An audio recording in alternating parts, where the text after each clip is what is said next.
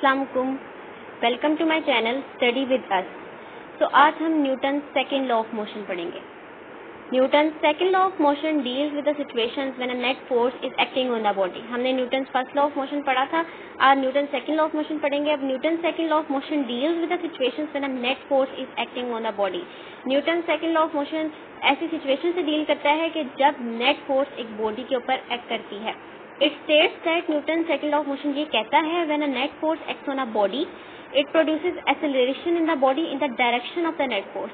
एक बॉडी पे जब नेट फोर्स लगेगी तो उसके अंदर एक्सेलरेशन प्रोड्यूस होगी जिस डायरेक्शन में हमने फोर्स लगाई है उस डायरेक्शन में। The magnitude of this acceleration, अब जो मैग्नीट्यूड है ना इस एक्सेलरेशन का numeric value is directly proportional to the net force. मतलब जितनी ज्यादा फोर्स लगाएंगे उतनी ज्यादा एक्सेलरेशन प्रोड्यूस होगी acting on the body and inversely proportional to its mass. और उसके इनवर्स प्रोपोर्शनल है मास के, यानी कि डायरेक्टली प्रोपोर्शनल होता है कि अगर कोई चीज डायरेक्टली प्रोपोर्शनल है ना, जैसे एक्सेलरेशन और फोर्स डायरेक्टली प्रोपोर्शनल है, तो इसका मतलब अगर हम जितनी फोर्स ज्यादा लगाएंगे उतनी ज्यादा एक्सेलरेशन होगी। इनवर्सली प्रोपोर्शनल का मतलब है कि अगर एक चीज ज्यादा है तो दूसरी चीज कम हो जाएगी। जैसे एक्सेलरेशन और मास इनवर्सली प्रोपोर्शनल है, अगर मास ज्यादा होगा तो एक्सेलरेशन कम होगी, अगर मास छोटा होगा तो एक्सेलरेशन ज्यादा होगी। ठीक है, उसके बाद अब नीचे ये सारी मैथमेटिकल डेरिवेशन है, ये तो खुद भी कर सकते हैं। और 1 newton is the force that produce an acceleration of 1 metre per second in the body of mass of 1 kilogram. 1 newton force क्या होती है कि मतलब 1 किलोग्राम मास के ऊपर अगर हम एक्सेलरेशन लग रही है तो उसको कहेंगे कि न्यूटन है। Newton is the force that produces an acceleration of 1 metre per second in the body of mass of 1 kilogram. So Newton second law of motion हमने पढ़ लिया। अब हम Newton third law of motion पढ़ेंगे। आइए, so Newton third law of motion. Newton third law of motion क्या कहता है? To every action there is always an equal but opposite reaction. कि किसी भी बॉडी पर अगर हम एक एक्शन अप्लाई कर रहे हैं तो वो बॉडी हमें रिएक्शन भी देगी। ठीक है, तो Newton first third law of motion deals with the reaction of the body when a force acts on it. जब एक फोर्स लगती है, मतलब हम उसके ऊपर फोर्स लगा रहे हैं तो ये हमारा एक्शन है, और मतलब जो हमें रिस्पॉन्सिव में फोर्स मिलेगी वो होगा reaction. Let a body A exert a force on another body B।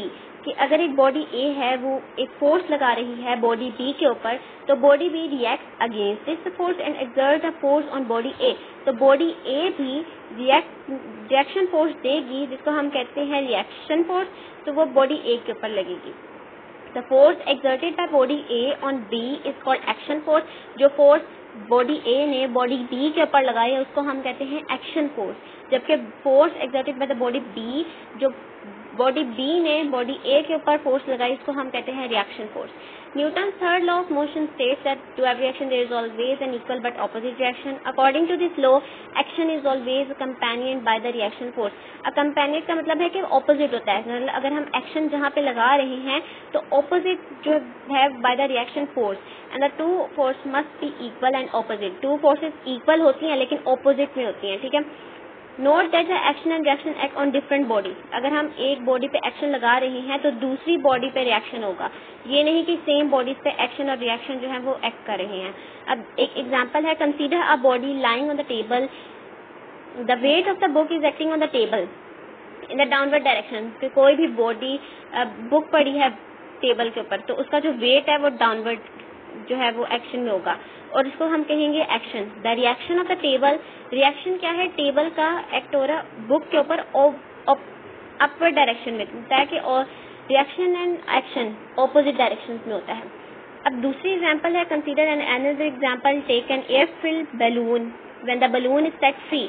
जब बलून को अंदर से हम हवा को निकाल देंगे, जो एयर है उसके अंदर वो बाहर की तरफ मूव करेगी, जबकि जो बलून है वो एयर की ऑपोजिट डायरेक्शन में मूव करेगा। In this example, the action is by the balloon that pushes the air out of it when set free. The reaction of the air which escapes out from the balloon acts on the balloon. It is due to this reaction of the escaping air that moves the balloon forward. एक और example है, ये हमने भी observe की हुई है daily life में। A rocket moves on the same principle. एक रॉकेट भी इसी प्रिंसिपल में मूव करता है।